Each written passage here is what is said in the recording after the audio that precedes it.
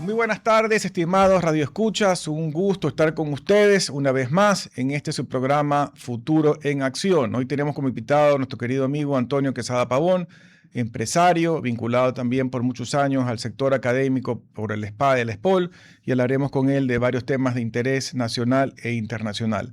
Comencemos primero por un mundo en el cual tú tuviste en una parte de tu vida mucha relación, que es el mundo de la energía y el petróleo. Y voy al grano en el sentido de que el mundo está metido nuevamente en una guerra que lamentablemente ha otra vez subido los precios del petróleo debido a esto que sucede en el estrecho de Hormuz, bloqueando buena parte del acceso o la salida de petróleo y gas de este importante centro energético mundial. De lo que entiendo y lo que leí esta mañana, han avanzado las conversaciones, sí, con los Estados Unidos, entre Estados Unidos e Irán, pero al mismo tiempo han habido nuevos ataques del lado de Estados Unidos hacia ciertos lugares estratégicos. Siguen los ataques de Israel hacia parte del Líbano para atacar pues, a las posiciones de Hezbollah. Es decir, el tema está todavía lejos de terminar y no se ha llegado a un acuerdo que se firme. Es decir, todavía no hay una clara definición si esta guerra va a terminar, si se va a firmar un acuerdo de paz. No está claro. Siguen por las nubes los precios de los combustibles. Esto ha generado inflación a nivel mundial, inflación yo veía esta mañana, mi querido amigo, viendo las entrevistas que hacen en la mañana algunos medios de prensa, Antonio, y se queja la gente de la subida de los alimentos, pero todo está vinculado con la subida de el precio de los combustibles. ¿Cómo tú analizas esto? ¿Qué cosas se han hecho mal? ¿Por qué lado tú crees que va a encaminarse el mundo? Porque deberíamos de salir, ojalá pronto, de esta espiral de problemas. Buenas tardes, Giovanni. Buenas tardes a los radioescuchas y a las personas que nos ven a través de las redes sociales. Bueno, tu pregunta es bastante extensa y creo que voy a empezar primero por analizar rápidamente lo que yo dije a los 10 días de iniciada la guerra o el ataque de Estados Unidos a Irán. De hecho, era muy difícil que la guerra termine muy rápido. Y creo que ya vamos para el tercer mes, si no me equivoco, y no creo que va a terminar rápidamente, por lo menos antes de este año. Ahora, ¿qué es lo que pasa realmente en el sector petrolero? A nosotros nos ha tocado algo así como la tormenta perfecta, ¿no? Una caída dramática. Y digo dramática porque realmente cuando la producción cae 5 o 6 puntos semanales es dramática, ¿no? Una caída dramática de la producción petrolera, que vino como antecedente el referéndum en el cual se decidió que el campo ITT salga fuera de operación para mantener toda la reserva biogenética en paz. Las dos cosas nos han ocasionado un gravísimo problema de que no tenemos realmente una buena prospección petrolera. No hemos tenido prospección petrolera desde hace varios años, más de un lustro, más. Y los campos petroleros antiguos, incluyendo el campo Sacha, que es la joya de la corona, pues son campos antiguos. Debemos recordar que la producción petrolera se inició en 1972 y pues ya vamos casi 50 años, ¿no? Medio siglo de vida petrolera. Al no haber invertido en prospección, en mejoramiento de los campos antiguos y el haber parado, digamos parado porque todavía sigue cierta producción en el campo ITT, pues estamos condenados a que no tenemos realmente atractivo desde el punto de vista petrolero. Ahora, la guerra de Estados Unidos con Irán, ¿no? Y el cierre del estrecho de Hormuz, lo que ha provocado es que el 20% de del comercio mundial de petróleo y algo más, creo que es alrededor del 40% de la comercialización mundial del gas natural, pues se pare. Y se ha parado pues ya varias semanas, ¿no? Lo cual ha provocado un efecto dramático en algunos combustibles. Bueno, el precio de la gasolina, los precios de los combustibles en general subieron, pero por razones específicas de mercado y de producción, el diésel subió mucho más allá de lo que han subido los diferentes tipos de gasolinas y de querosines. Querosín realmente es el combustible que se usa como combustible para la industria aérea, ¿no? Bueno, eh, dicho esto, en este momento el precio del petróleo, que está como a $90, alrededor de $90, que nos beneficia muchísimo, o debería beneficiarnos muchísimo, pero el problema es que el barril de diésel está a más de 160. Y esa brecha nos crea un serio problema porque el diésel se ha encarecido muchísimo y recuerden que el presidente Noboa quitó el subsidio al diésel. Y el diésel es el combustible que afecta no solamente al transporte pesado, afecta al transporte pesquero, a la actividad pesquera, afecta a la producción energética de algunas termoeléctricas que consumen diésel. Eh, pues eso nos ha creado un serio problema. Por favor, me dicen si están escuchándome. Estaba escuchándote perfectamente. Adelante. Muchas gracias. Bueno, tenemos un gravísimo problema en este momento. Nuestra calidad petrolera, que viene desde hace 50 años, pues ya está, yo diría que ya no podemos llamarnos país petrolero, porque tenemos que importar más del 70% del diésel.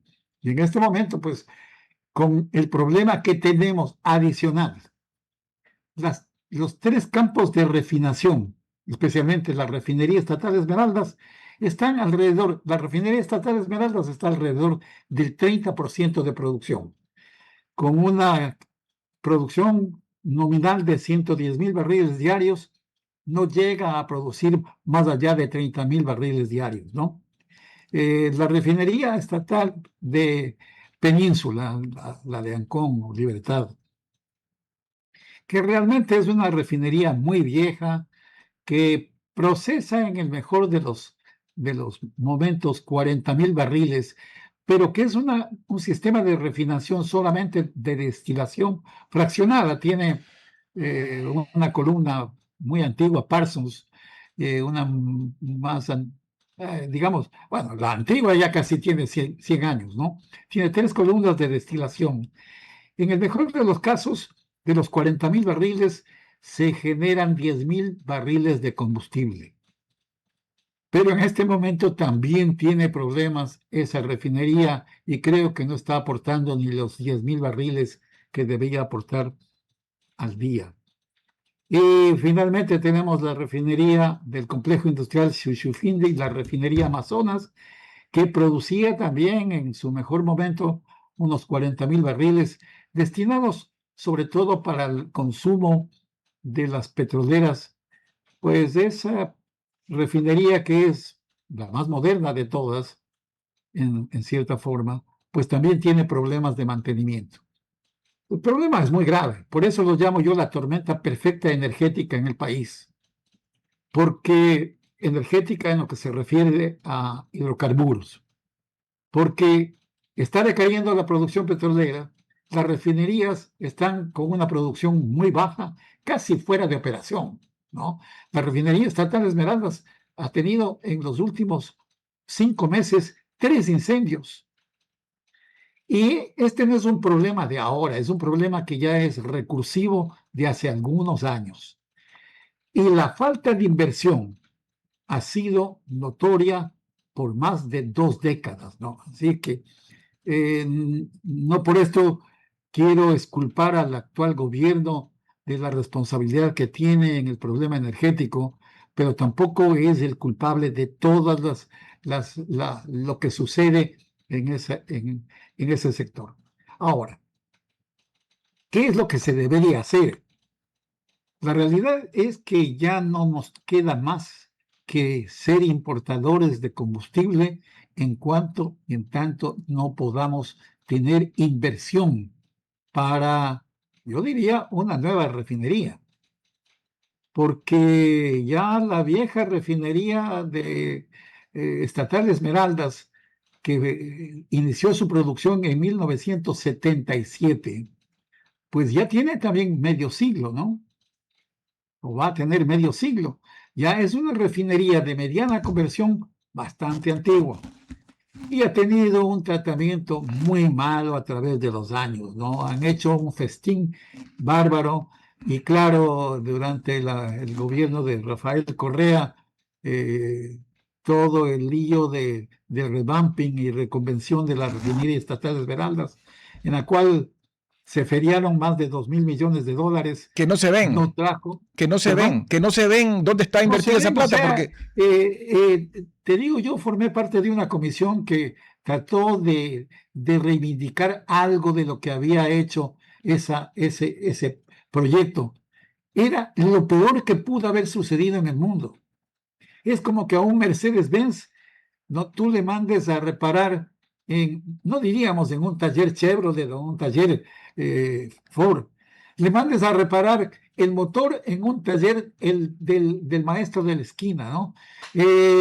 La unidad tal le manda, hicieron un Frankenstein y por claro, supuesto, con, eso no podía funcionar bien, con el dinero nuestro. Y ahí era imposible que funcione con bien. el dinero nuestro, pues jugaron a inventarse estos Frankenstein que tú dices, y a la hora lo que tenemos allí, según se nota, son unos cuatro fierros viejos y no se ve dónde se pusieron los miles de millones que mencionas.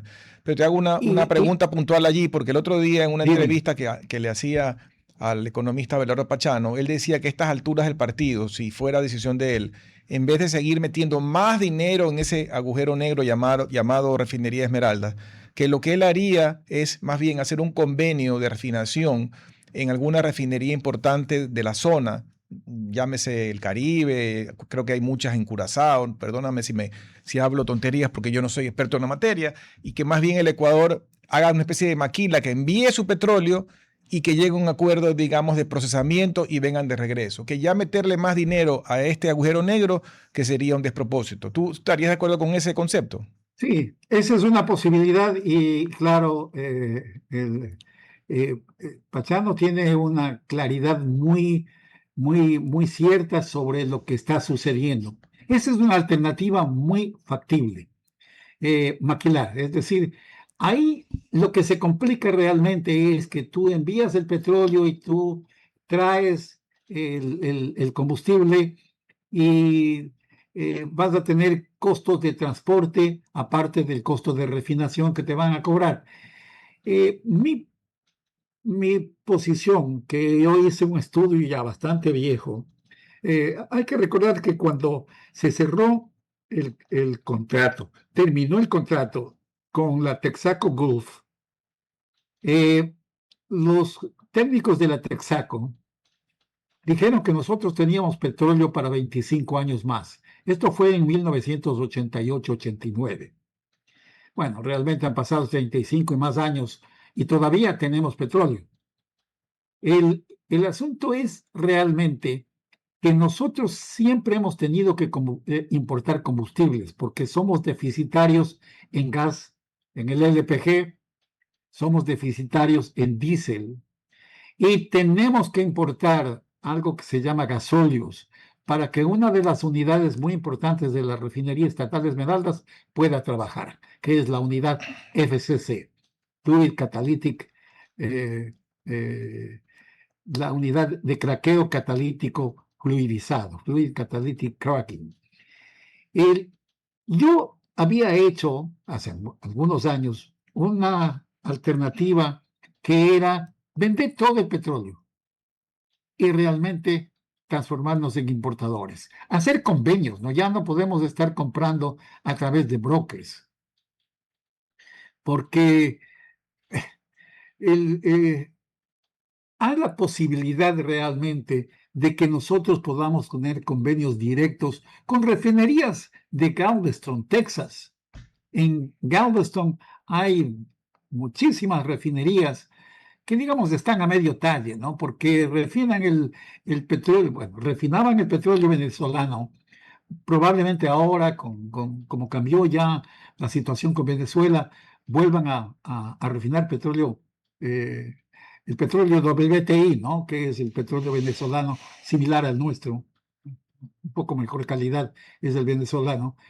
Y yo decía, aunque todo el petróleo que nosotros le llamamos el petróleo de canje, ¿no?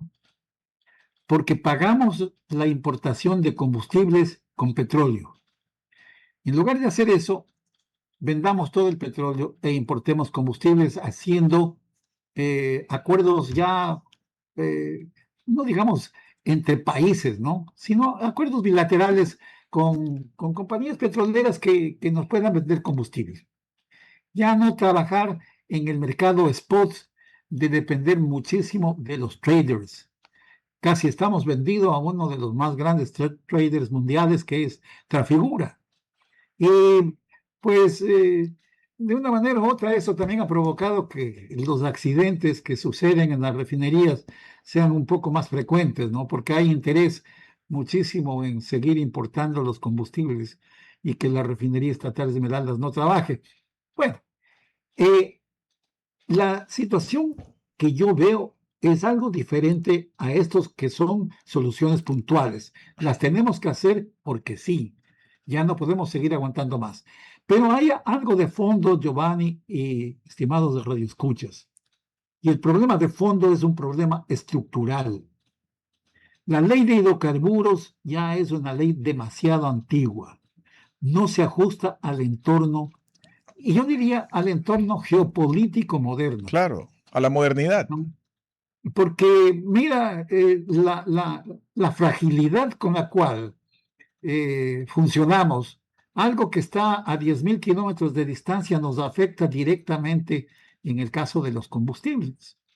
La guerra con Irán, pues el cierre del estrecho de Hormuz, pues que está lejísimos, pero de una manera este hecho geopolítico nos está afectando. Hay una fragilidad muchísima mundial en lo que es el manejo energético. Y yo creo que el gobierno tiene la necesidad imperiosa de, mientras tenga mayoría y pueda manejarlo, cambie, mejore la ley de hidrocarburos. ¿Y para qué mejore la ley de hidrocarburos? Porque no podemos estar funcionando a base de decretos, Giovanni. La ley de hidrocarburos tiene que específicamente abrir las puertas a inversión. En este momento, la inversión no es atractiva en el sector petrolero en el Ecuador porque tenemos problemas existenciales muy graves. La existencia de Petroecuador es una carga muy pesada.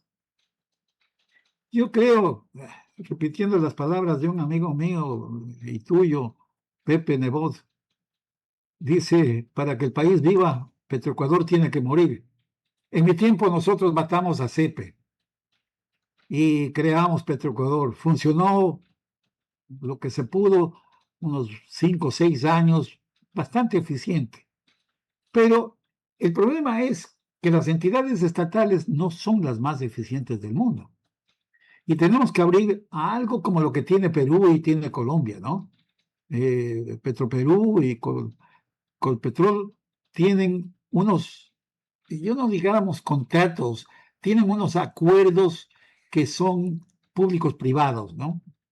Y eso les permite realmente mantener fuertísima inversión privada en prospección, explotación petrolera. Mira, la British Petroleum, después de que ya decían que en Colombia no había petróleo, la British Petroleum encontró en Barranca Bermeja, ¿no? Y siguen produciendo y son más que autosuficientes los colombianos. Petroperú tiene también, que tiene muchísimo menos petróleo que el Ecuador y no es autosuficiente, pero su esquema le ha permitido que su producción no dependa del sector estatal propiamente dicho, que para Perú es un riesgo, ¿no? Porque con la fragilidad que tienen los presidentes, sin embargo, aquí viene el otro problema estructural ecuatoriano. La primero que yo quería mencionar es la ley de hidrocarburos. La segunda es la institucionalidad jurídica. Bueno, en general, institucionalidad. El país no tiene una fuerte institucionalidad que se ve reflejado a leguas en la calidad de justicia que tenemos nosotros. Y mientras eso exista, mientras nosotros estemos con una institucionalidad jurídica que va con los vaivenes de las presidencias y de la política interna, pues la inversión extranjera no va a venir para el sector petrolero. Hay que recordar que los inversionistas petroleros, que las grandes petroleras, que los petroleros en general, son muy suspicaces, Giovanni. No son, bueno, en primer lugar, que no son una perita en dulce, ¿no? Y de hecho, ellos no nos ven en este momento al Ecuador como un país en el cual esté tentado a invertir. Entonces, los dos problemas estructurales, que son problemas institucionales realmente, porque el código de hidrocarburos o la ley de hidrocarburos es algo que crea institucionalidad. Y nuestra institucionalidad jurídica, pues, tiene que ir de la mano. Y claro, ya el tercer problema que tenemos es el problema de la inseguridad y la violencia, ¿no?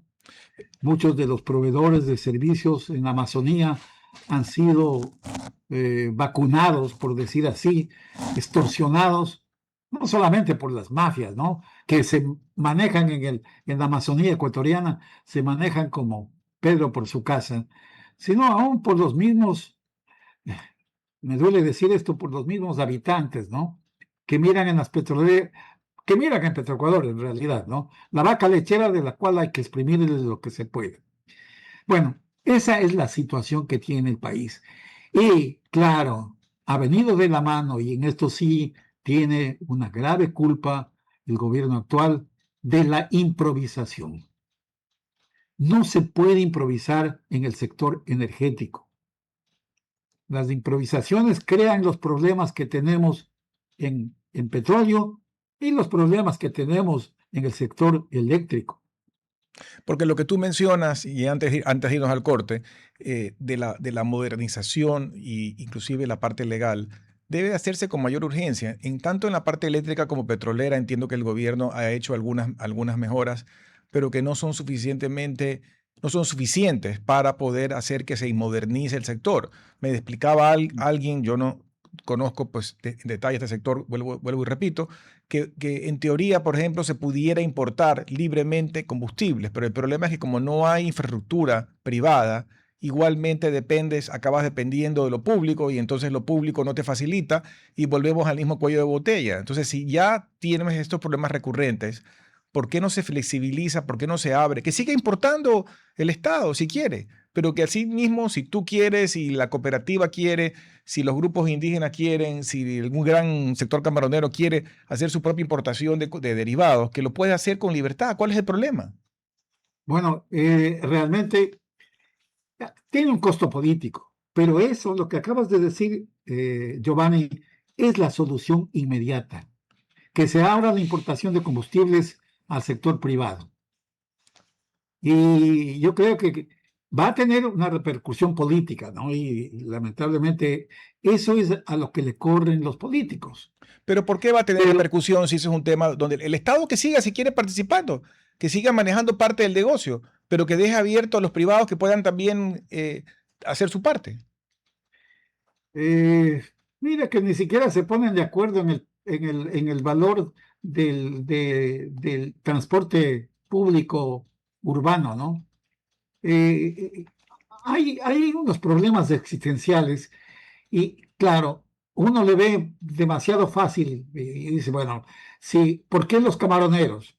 ¿No? He hablado con Bruno Leone del sector pesquero. Porque al gran sector pesquero, y Bruno tiene una opinión que realmente me preocupa terriblemente a mí, que toda la flota pesquera ecuatoriana que depende del diésel para su movilización, se paralice. Y si se paraliza, vamos a tener que perder el mercado europeo, porque vamos a tener que hacer los pesqueros no van a morir, los pesqueros van a hacer acuerdos con Colombia y Perú, con las flotas pesqueras de Colombia y Perú, pero ya la trazabilidad, el lugar de origen, nos impediría entrar con el atún en Europa y eventualmente aún en los Estados Unidos y Canadá. Entonces, el tema viene con algunas complicaciones, ¿no? Que, digamos, que los pesqueros importen diésel, que los camaroneros importen diésel, ¿no? Los camaroneros que no tienen todavía conexión eléctrica, Eléctrica. que tampoco es tan eficiente. Eh, pero esas son, Giovanni, indudablemente las decisiones más rápidas que nosotros podríamos, que el gobierno podría tomar y que debe tomar. Vamos a irnos a un corte breve y regresamos enseguida para seguir con este interesante diálogo. RTP 965, a la conquista del mundo digital. Programas de opinión con referentes de la comunicación. Noticias para contar todo lo que está pasando en todo momento. Una variedad de segmentos con lo que necesitas saber. Todo para mantener a nuestra audiencia y seguidores siempre bien informados. Siempre RTP. Buena compañía. Gracias por regresar con nosotros a su programa Futuro en Acción. Para las personas que recién se enganchan, estamos conversando con Antonio Quesada Pavón, empresario y académico vinculado por muchos años al SPA y al SPOL, y también como empresario vinculado a un importante grupo, uno de los más grandes del país, relacionado con el mundo farmacéutico. Y por ese lado quiero empezar esta segunda parte de la entrevista, porque como conocemos todos, hay un gran problema en el país de abastecimiento de medicinas en el sector público, en los hospitales públicos, tanto del IES como del Ministerio de Salud. Y recientemente el gobierno, el presidente, firmó un decreto creando una nueva institución que centralizaría el manejo de las compras de medicamentos, y se habla de que hay un convenio y que gran parte de eso va a venir de la India, país que entiendo tiene muy buena reputación en proveer materia prima y medicamentos, pero también, por otro lado, algunos dicen que tiene mala reputación. Yo quisiera que tú, como conocedor del tema, nos des tu opinión, primero sobre esta decisión de crear esta institución que lo centraliza, y segundo, sobre cómo abastecerse de la mejor forma y si India es una posibilidad. Bien, el problema de salud es un problema también muy antiguo y ha venido afectado por varios factores. En primer lugar, que es un tema social, socioeconómico muy profundo. El que haya una entidad uniforme, unificada y coherente para el manejo de la comercialización, en el caso nuestro, que es la importación de medicinas, me parece una decisión muy coherente. Hay que refinarlo un poco más, el contenido de este, yo diría, proyecto, porque todavía no entra en funcionamiento, pero creo que es una decisión muy acertada porque si se deja en manos de mucha gente, eso es incontrolable. Ahora, eh, cuando se tiene un ente unificado, tiene que tener los controles suficientes y necesarios para que no haya corrupción. Y eso significa que de entrada, desde ahora, cuando va a organizarse, se organice mediante un sistema que sea, pero que no sea autocontrolado, que tenga que ser auditado y, si es posible, auditado por expertos internacionales, ¿no? Ese es todos los esfuerzos que se han hecho referentes a este tema siempre han fracasado. ¿Por qué? Por la corrupción. Y eso debemos, y el gobierno tiene que evitar que eso suceda ahora. Ahora bien, la decisión de importar de la India, pues es una decisión que cae por su propio peso, es una decisión absolutamente necesaria. La India es proveedor por lo menos del 20%, si no más, de los productos genéricos. O sea, y te digo, del 60% de las vacunas, incluyendo las vacunas del COVID y todas las vacunas, la India es un país muy grande. Tiene, creo que la última vez que oía algún reportaje, había como 5.000 laboratorios farmacéuticos. Pero tiene unos, a ver, yo te podría nombrar hasta 10 laboratorios farmacéuticos de clase mundial. Y cuando digo de clase mundial, es laboratorios farmacéuticos que venden a Estados Unidos, a Canadá, a Europa y a todo el mundo. De hecho, los laboratorios nacionales, que son como 60 laboratorios farmacéuticos ecuatorianos, importan todos los principios activos, la materia prima de la India. Y debemos reconocer que dos proveedores mundiales de principios activos son los países más grandes del mundo en términos de tamaño, China e India. Sin embargo, la China no tiene vademecum autorizado.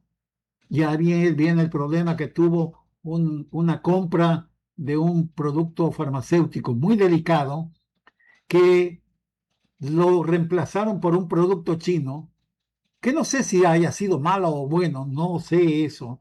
Lo que sí es cierto es que no tenía un vademecum autorizado. Un vademecum es la autorización que te da como el FDA, ¿no?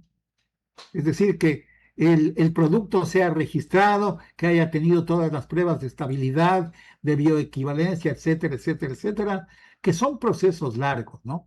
La India tiene todo completo. O sea, importar de la India, más aún, si ya tiene registro en el FDA, pues sería solamente reemplazar, o mejor dicho, no reemplazar, sino homologar el registro que ya tiene en Estados Unidos. Pero tú Para mí, la dijiste, decisión de Antonio, compra de la India es una perfecta y buena decisión. Antonio, pero tú, así como dijiste en el caso petrolero que no se puede improvisar, aquí tampoco se puede improvisar y hay gente como tu caso y muchos más seguramente que conocen del medio, que conocen del sector y si tú mencionas que hay una lista larga de empresas de la India que además son proveedores de clase mundial que venden al primer mundo inclusive, entonces es cuestión de que asegurarnos de que a ese target de empresas serias y de buena calidad se ataquen los cañones para poder conseguir el producto de buena calidad y buen precio. Ahora, te hago una pregunta porque está bien, hay esta idea ahora, más que idea, ya está el decreto de creación. Alguna persona de mala fe en medios quería comparar esto con el fallido en Pharma, pero en Pharma era otra cosa porque inclusive en Pharma quería producir y fue como muchas cosas. Esa fue una idea tonta perdón, no quiero ser ofensivo, pero fue una idea no muy práctica del gobierno de Rafael Exacto. Correa. Esto más O bien sea, como una agencia de compras, de lo que yo entiendo que quieren hacer. Pero sí, te hago la. no es un comité, es una institución que se va a dedicar a comprar, pero es una institución eh, única y uniforme. Adelante, Pero yo te perdona. hago la siguiente pregunta. En algún gobierno anterior, me parece que en el del presidente Lazo, hubo una iniciativa que no entiendo por qué no prosperó, donde ni siquiera se metían en el lío de comprar, sino que se llegaban a acuerdos con las 2 o 3 cadenas principales de farmacéuticos del país y de distribución de boticas, donde el usuario de la red pública iba a esto, me imagino que con una tarjeta, con una orden, lo que sea, retiraba y luego pues internamente ya se acordaban pues entre el sector público y estas redes importantes de distribución. ¿Qué pasó con eso que no funcionó? Bueno, la verdad que ya no creo que sea tan sensitivo lo que voy a decir, pero la verdad es que Guillermo no aguantó la presión que tuvo que recibir sobre eso.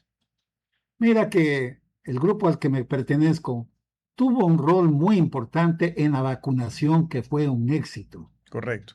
Una vacunación, se cumplieron los 100 días y se cumplió con el número con los millones de vacunas que se proporcionaron. Hubo gente, entidades, que quisieron frenar eso por corrupción. Y más que por corrupción, porque no quieren el protagonismo de la empresa privada, ¿no? A tal punto que, mira que cuando terminó la situación de la vacunación, el líder de nuestro grupo renunció a su cargo honorífico, ¿no? Porque nunca tuvo un cargo realmente, era un cargo honorífico de nivel ministerial, y él pudo haber seguido haciendo lo que hemos propuesto desde hace muchísimos años, Giovanni, y ha funcionado. Pero claro, hay muchos temores del monopolio, ¿no?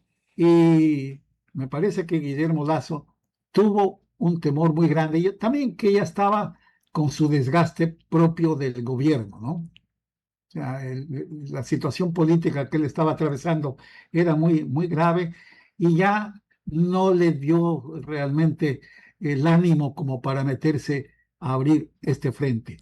Pero existe la posibilidad. Esa lo hemos demostrado en instituciones públicas como las Fuerzas Armadas, que funciona, y realmente es riesgo privado, ¿no? Pero claro, siempre hay el tema del monopolio, ¿no? Correcto. Que el grupo de acá, que el grupo de allá van a monopolizar. Eso no es nada. Mira, yo he comentado este tema con algunos de mis colegas de la industria farmacéutica, que son especialmente los de los laboratorios nacionales. Y todos están de acuerdo en que la decisión de traer de la India es buena. Ahora, lo que acabas de decir, sí lo entiendo, porque tú eres una persona muy inteligente y también con un nivel de suspicacia ecuatoriana muy profunda. Hay 5.000 laboratorios farmacéuticos en la China, perdón, en la India. Y eventualmente por ahí va a venir voy a utilizar una expresión quichua, el laboratorio Wiji, ¿no? El laboratorio renacuajo que te venda basura. Pero ahí tenemos los vademecum. ¿Para qué vamos nosotros a importar algo que no se importa en los Estados Unidos? ¿No? El cuadro básico de medicinas, que es un cuadro básico demasiado optimista, serían unos 1.200 productos o 1.300 productos, ¿no? Pero si tú, ¿qué es lo que más se usa? ¿Qué es lo que más se usa? Si tú me pones una lista corta de lo mínimo que debería estar provisto como para que funcione el sistema, ¿cuántos son? ¿Cuánta cantidad de diferentes? 800 productos. Ya. 800 ítems distintos, ¿no? Correcto. O sea, y un bien abastecido sistema de salud con 1.300 productos está más que suficiente, ¿no? Ahora, hay necesidad de que lo que se importe de la India siga las normas de inventario, porque el país no tiene plata. Y no por lo barato vamos a importar si necesitamos. Te voy a poner un ejemplo, algo que es muy común, los antihipertensivos, ¿no? Cualquiera de los antihipertensivos. Si la demanda ecuatoriana, que sí hay datos, si la demanda ecuatoriana son de 200.000 tabletas, digamos, de antihipertensivo mensuales, porque es una diaria, ¿no? Pues no vamos a importar 2 millones de tabletas. Así es. ¿No? Entonces, eso tiene que ser correctamente manejado. Sí, porque a mí lo que me han contado amigos que han trabajado en el sector público de salud como médicos y han sido parte de hospitales públicos grandes en su vida, que por este tema de desidia o de corrupción o de ineptitud, muchas veces acababan teniendo muchos productos que no se consumían en demasía y muchos productos que sí se consumían no había inventario. Y eso tú que encima tienes la experiencia como ingeniero industrial graduado de una de las mejores universidades del mundo en esa materia, esto no es inventar el agua tibia, si los ingenieros industriales justamente son expertos en todo el tema de reposición de inventario, de de toda la programación lineal para poder entender el punto óptimo, para ver cuánto tienes que tener, dónde tienes que tenerlo, cómo hace la distribución, cómo hace los tiempos de reposición. Todo eso está escrito hace rato y hay programas hoy en día modernísimos y no caros para manejar eso. No tienes que inventar el agua tibia. Giovanni, el Seguro Social dispone de esos programas. Y entonces, Tiene programas con algoritmos muy desarrollados. Ellos pueden manejar perfectamente el inventario si no fueran corruptos, ¿no? si tienen las herramientas y no la usan, entonces nos pegamos un tiro. Por eso es lo que te digo, la unidad de compra, que es esta unidad centralizada que quiere el gobierno, tiene que manejar los controles de este tipo. Tiene que manejar los datos de inventario, los datos de demanda en primer lugar. Y Giovanni, créeme, y radioescuchas, créanme, existe la información. Claro que van a tener que hacer un trabajo detectivesco porque es de información que ciertos grupos Lo van a querer boicotear. no quieren que salga, ¿no? Y van a querer boicotearla, ¿no? Mira que las mafias no solo están dedicadas a la venta de drogas, ¿no? Las mafias están dedicadas a los productos farmacéuticos, ¿no? Porque vieron que también ahí hay una mina de oro, ¿no? Claro, yo trabajé hace sí. muchos años en una compañía multilatina que tiene sede en Ecuador y justamente una de las áreas que manejábamos era el área de compras. Y la corrupción existía en esa época y me imagino que también ahora, también en el lado, obviamente en el lado privado, porque habían intereses de los mismos compradores de las empresas que eran parte de este conglomerado para que no perder el poder de que se manejen las cosas en manos de cada uno. Lo que nosotros hicimos en esa época fue mantener descentralizada la acción de reposición, pero la negociación de a quién comprar y a qué precios se hizo en forma centralizada. Es decir, que una empresa, parte de este conglomerado, no podía comprar a quien le dé la gana. Tenía que comprar solamente a los proveedores autorizados y negociados de forma centralizada y a los precios negociados. Ese modelo es el que podrían hacer, que sigan pidiendo de forma descentralizada, pero que los negocios y la estructura sea definida a nivel nacional en un ente centralizado. Mira, Giovanni, yo te voy a hacer una comparación. En el gobierno del ingeniero León Febres Cordero, el ingeniero Febres Cordero creó un sistema que se llamaba Servicio Civil Obligatorio. Y realmente Rodrigo también lo usó. ¿En qué consistía el servicio civil obligatorio? Consistía en conseguirse los mejores ejecutivos de la empresa privada para que manejen las empresas públicas. Yo sé que la cultura de una empresa pública no es similar a la cultura de una empresa privada. Sin embargo, los empresarios, el ejecutivo, el administrador profesional privado, tiene la capacidad de usar muchas herramientas, ¿no?, para controlar, ¿no? Y no es que sea reiterativo en esto, pero el éxito de la vacunación fue eso, ¿no? Al final del día hubo hasta una garantía privada para que Pfizer envíe sus vacunas al Ecuador, ¿no? Y no solo Pfizer, ¿no? Los proveedores de vacunas que estaban copados enviaron las vacunas al Ecuador precisamente porque la empresa privada era muy reconocida internacionalmente.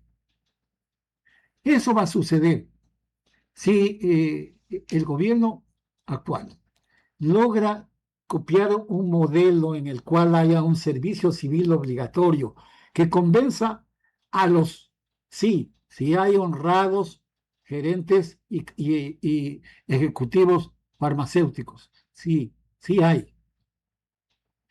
Tampoco les va a dejar abandonados, ¿no? Porque ahora el recelo es que les pase lo que está pasando con el caso de las eléctricas, ¿no?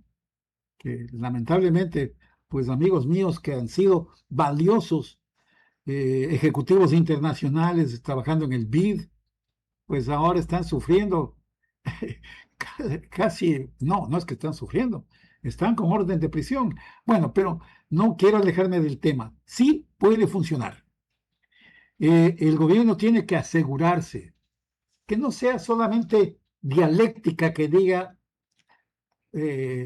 abolir la corrupción, sino que sea un hecho, que haga las estructuras. El proceso tiene que ser diseñado anticorrupción y va a funcionar. Yo creo que, bueno, la importación de medicinas de la India ya está hecha. No sé cómo la hayan hecho, no sé qué cantidades, me imagino que están utilizando lo que falta para llenar los hospitales. Pero si ya va a funcionar esto como un proceso, pues tiene que ser muy cuidadosamente diseñado para control. Mira, no te voy a exagerar y no voy a exagerar en lo que voy a decir.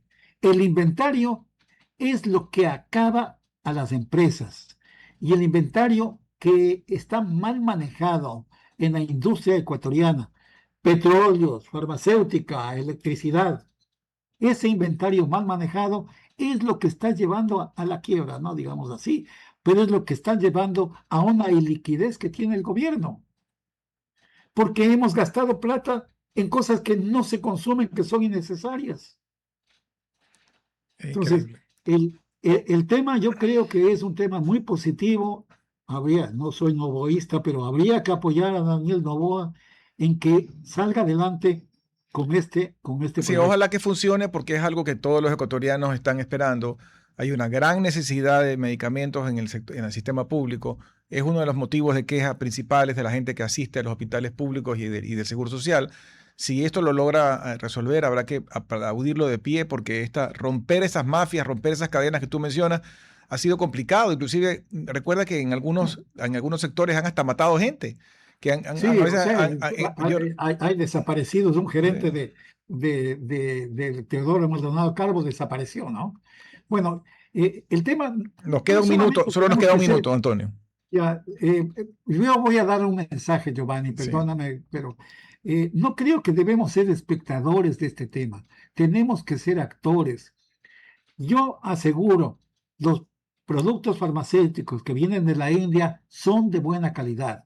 Si se controla que tengan FDA, que controla que tengan un Vademecum, que pueda ser homologado con el registro sanitario.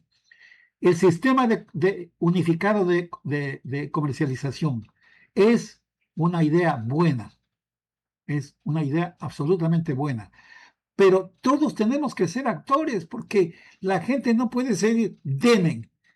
Uno tiene que apoyar cuando algo está bien hecho. Yo creo que esto es una idea bastante coherente, bastante sólida y que podría llevarnos a buen término. Yo te agradezco por... No, gracias a ti, Antonio, por dedicarnos esta hora. También gracias a ustedes por conectarse el día de hoy. Que tengan una buena tarde hasta el día de mañana. Hasta aquí, Futuro en Acción. Control Master Marisela Basantes. Transmisión digital Gerardo Díaz. Redes sociales Erika Eras. Dirección Javier Gamboa. Todos los derechos reservados. RTP 2026. Si disfrutó este programa y aportó de manera positiva en su vida, déjenos sus comentarios en Instagram, página web o WhatsApp, así como los aplausos al artista son sus mensajes al equipo de RTP Ecuador. RTP. Buena compañía.